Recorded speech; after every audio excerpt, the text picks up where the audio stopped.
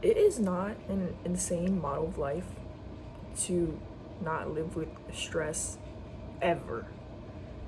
You know, you might be telling me, like, duh, who wants to live with stress? When is stress ever good?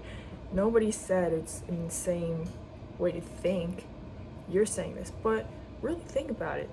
If your wife is like filing you divorce papers, like if your partner's cheating on you,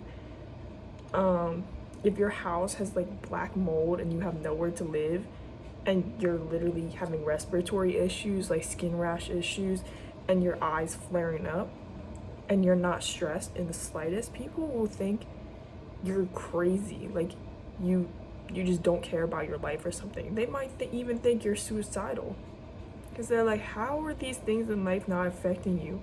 Are you so detached from the outcome, from how this is affecting you, that you know that you want to kill yourself or something?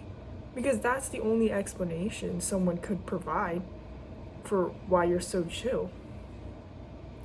So it's really not an insane way to think, like not having stress ever. One of my ex-friends, when I was like super uptight, he said something to me like, I think you just need to experience a shooting and your head will be pulled out of your ass. You won't be stressed anymore. What? Respectfully, what? Not even disrespectfully, what the fuck? Right? And a month later, I really thought about it.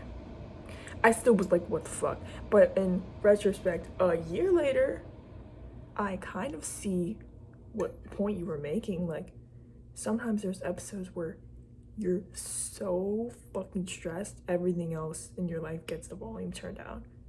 Unless you're tested to that point again, like, you can never reach it.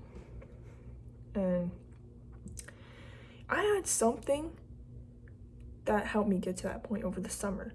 Like, in my previous living situation, there was black mold. Like, I was talking about how like my eyes like would flare up, like literally woke up like every morning. And the air was super heavy. The black mold, literally, it would look like something evil, something out of hell was crawling out of my vent. It was so bad. And there was like lead peeling everywhere. And I like, I served my landlord a written notice. I was like, hey dude, I'm not paying rent and everything. And this whole thing like lasted a few months. At first I was super stressed, like me being the responsible person I am, keeping tabs and everything, but I'm a killer, what can you say? So it went well in the end, but during that I was so fucking stressed. And my dad was attacking me too on the phone, like, what are you doing? What are you doing with your life? Why are you spending so much time like fighting him? What are you for? And I said, for justice. For justice, I can't let him do this to someone again. In the end, I just took the money and the security deposit back. That's hard to fight. But during that time, right, my landlord, he would also just come up to my door and just like fucking knock at random times. When I would leave to throw out the trash, he was outside waiting for me. Like, he would come out of a bush like that Simpsons meme and corner me and be like, hey, where's the rent? Where's the rent? I'm gonna have to evict you, yada yada yada. So that stressed me the fuck out. But at some point during that whole like months long exchange, my brain just flipped the switch and stopped being stressed. I was like, whatever happens from here on out, I really just don't give a fuck. Like Jocko Willink said this, all problems before death are psychological. I think if I got cancer right now, I would be chill, because you know what that means? Statistically, someone else has a lesser chance to get it. Like, if it's 1 in 5,000 people get this specific type of cancer and I get it, someone else is not going to have it for another 500,000 people.